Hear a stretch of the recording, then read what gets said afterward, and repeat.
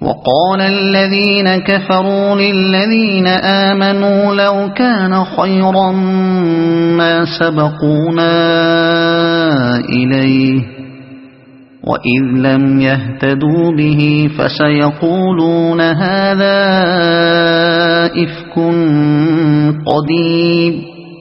جن لوگوں نے ماننے سے انکار کر دیا ہے وہ ایمان لانے والوں کے متعلق کہتے ہیں اگر اس کتاب کو مان لینا کوئی اچھا کام ہوتا تو یہ لوگ اس معاملے میں ہم سے سبقت نہ لے جا سکتے تھے، چونکہ انہوں نے اس سے ہدایت نہ پائی، اس لیے اب یہ ضرور کہیں گے کہ یہ تو پرانا جھوٹ ہے، سبقت نہ لے جا سکتے تھے۔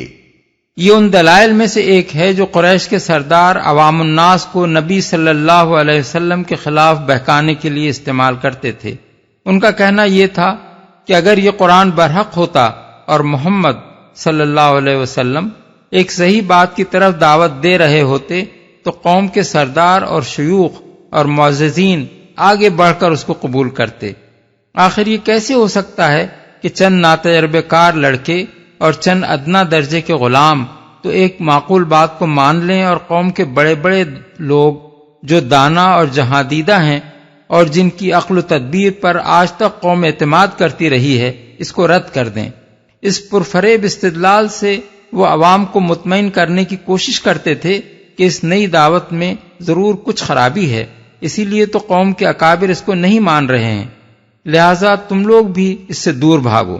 یہ تو پرانا جھوٹ ہے، یعنی ان لوگوں نے اپنے آپ کو حق و باطل کا معیار قرار دے رکھا ہے، یہ سمجھتے ہیں کہ جس ہدایت کو یہ قبول نہ کریں وہ ضرور ضلالت ہی ہونی چاہیے، لیکن یہ اسے نیا جھوٹ کہنے کی ہمت نہیں رکھتے کیونکہ اس سے پہلے بھی انبیاء علیہم السلام یہی تعلیمات پیش کرتے رہے ہیں اور تمام کتب آسمانی جو اہل کتاب کے پاس موجود ہیں انہی عقائد اور انہی ہدایات سے بھری ہوئی ہیں، اس لیے یہ اسے پرانا جھوٹ کہتے ہیں۔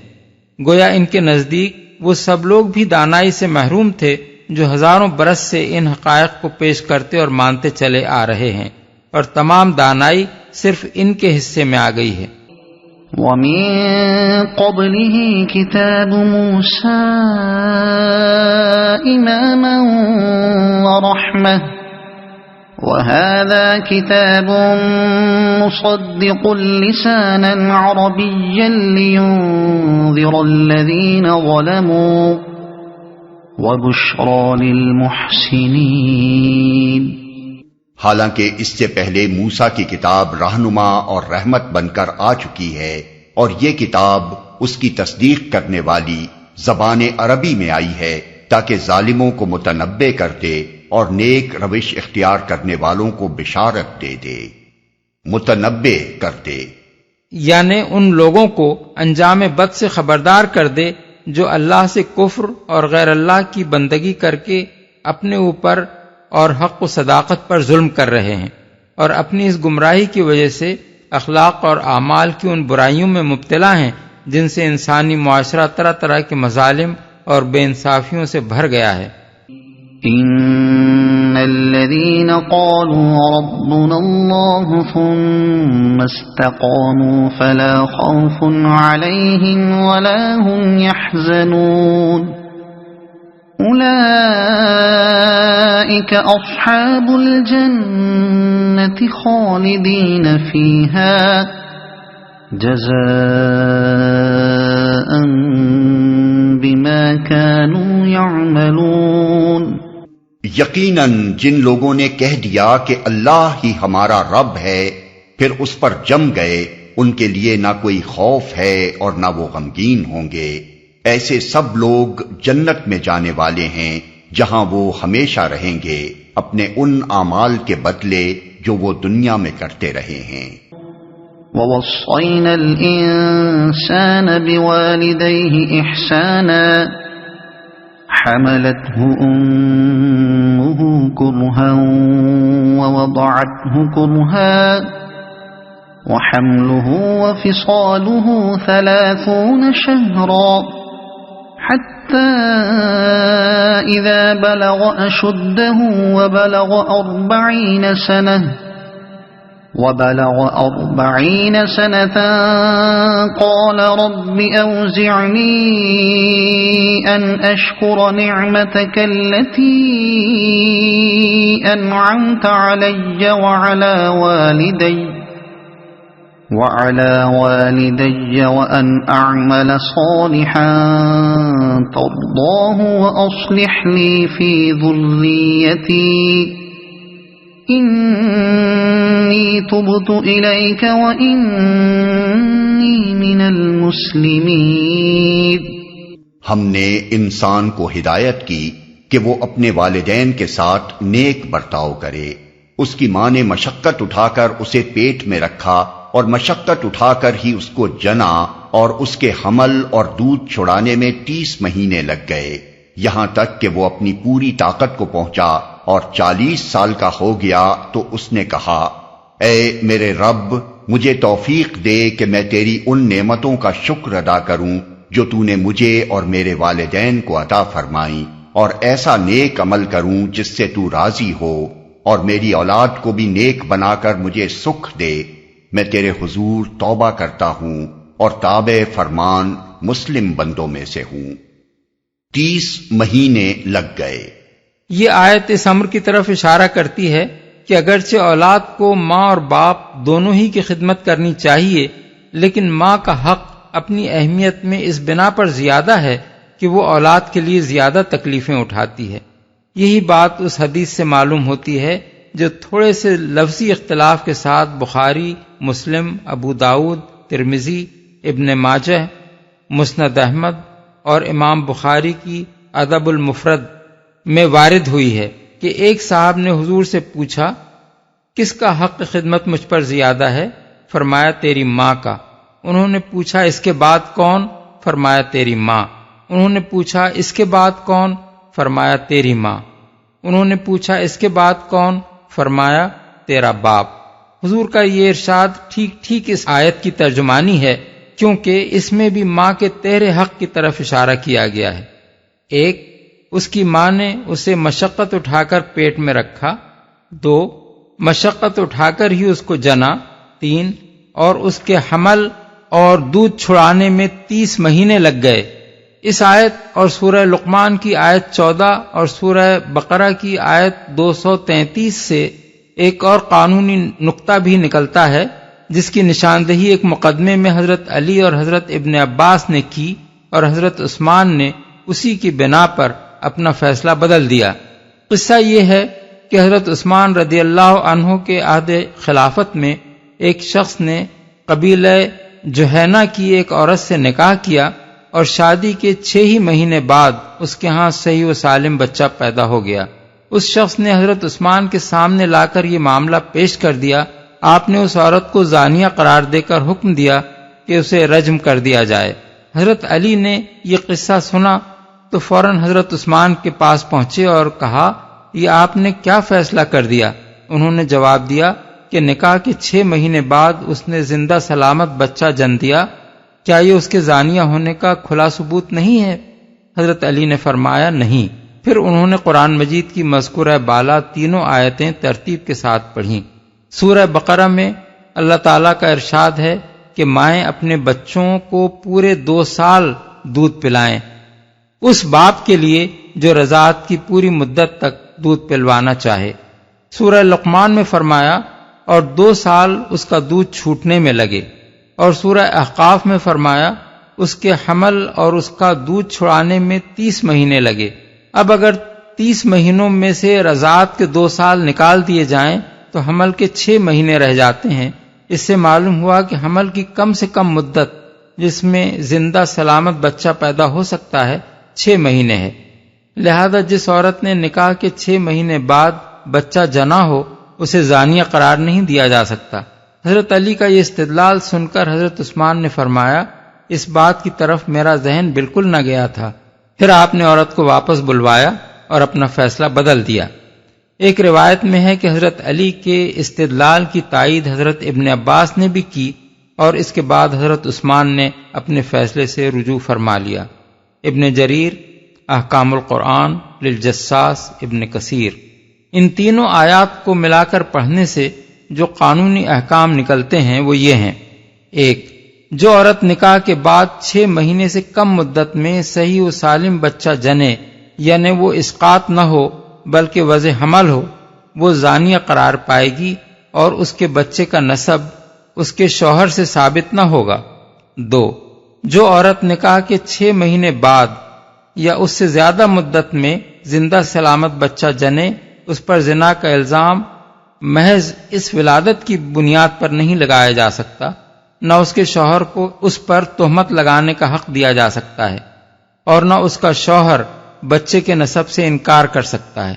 بچہ لازماً اسی کا مانا جائے گا اور عورت کو سزا نہ دی جائے گی۔ 3. رضاعت کی زیادہ سے زیادہ مدت 2 سال ہے۔ اس عمر کے بعد اگر کسی بچے نے کسی عورت کا دودھ پیا ہو تو وہ اس کی رضاعی ماں قرار نہیں پائے گی، اور نہ وہ احکام رضاعت اس پر مترتب ہوں گے جو سورہ نساء آیت 23 میں بیان ہوئے ہیں۔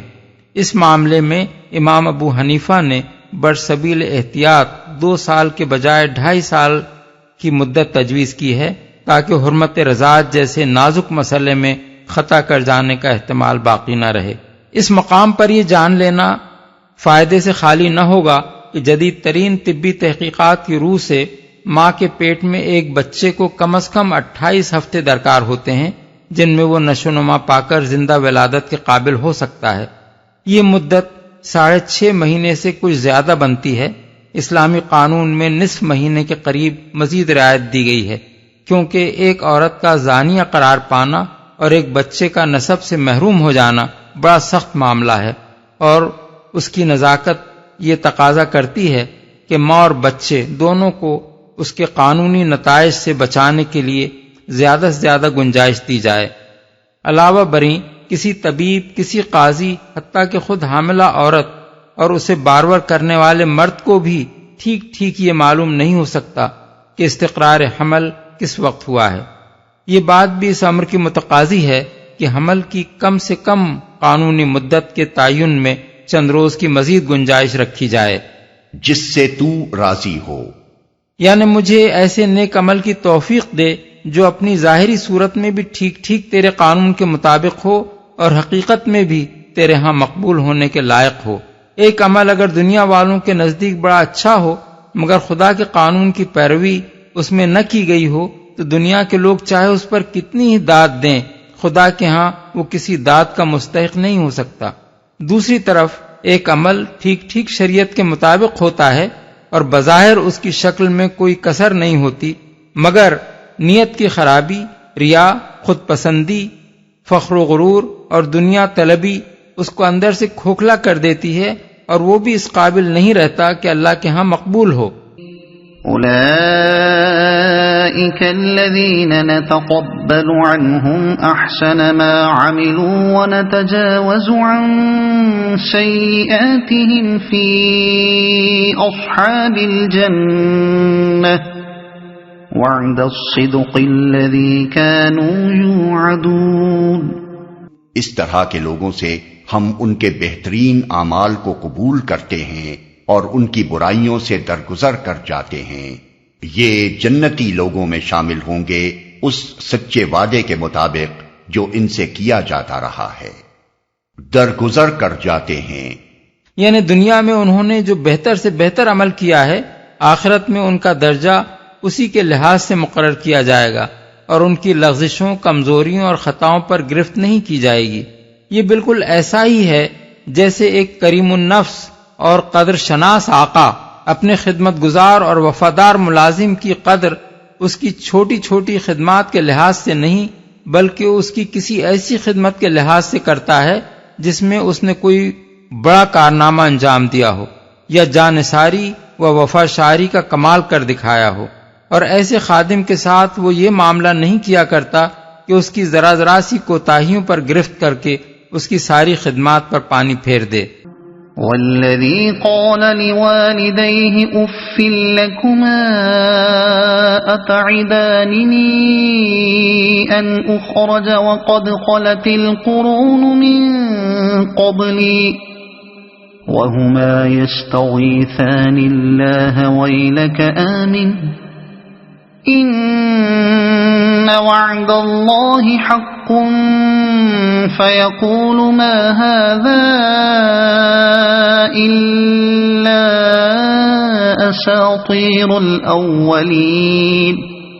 اور جس شخص نے اپنے والدین سے کہا اف تنگ کر دیا تم نے، کیا تم مجھے یہ خوف دلاتے ہو کہ میں مرنے کے بعد پھر قبر سے نکالا جاؤں گا، حالانکہ مجھ سے پہلے بہت سی نسلیں گزر چکی ہیں، ان میں سے تو کوئی اٹھ کر نہ آیا.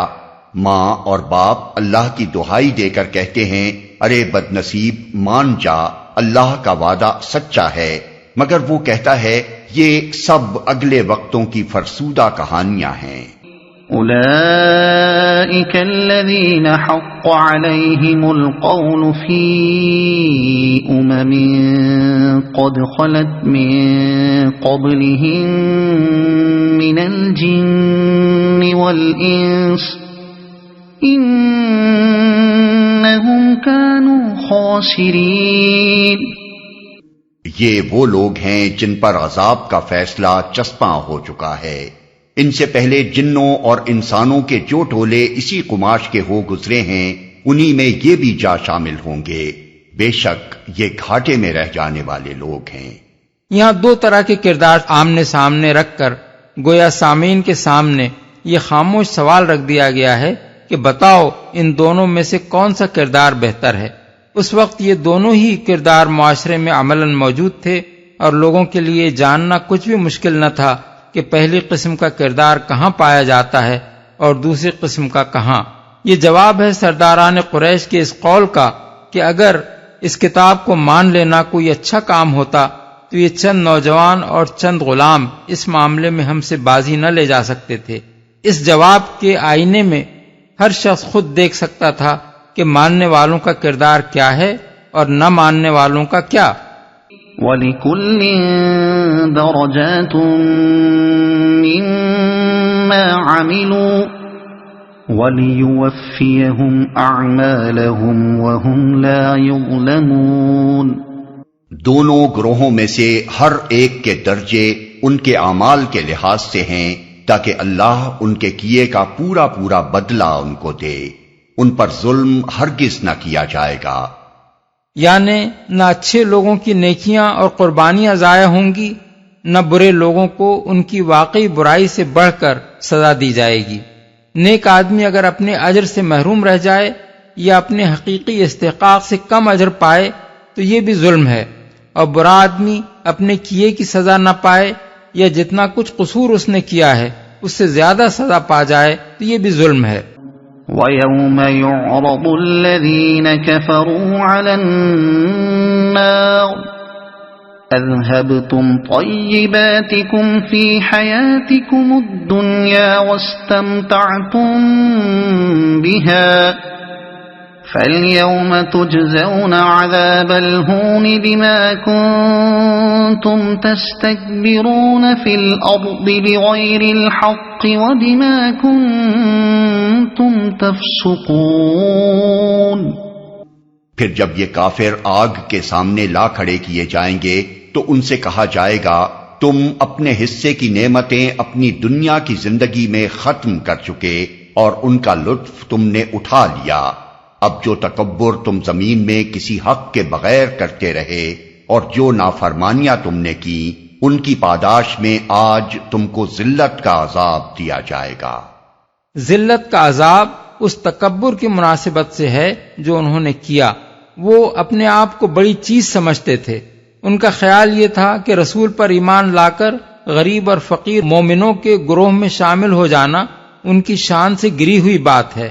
وہ اس غم میں مبتلا تھے کہ جس چیز کو چند غلاموں اور بے نوا انسانوں نے مانا ہے اسے ہم جیسے بڑے لوگ مان لیں گے تو ہماری عزت کو بٹا لگ جائے گا. اس لیے اللہ تعالیٰ ان کو آخرت میں ذلیل و خوار کرے گا اور ان کے غرور کو خاک میں ملا کر رکھ دے گا.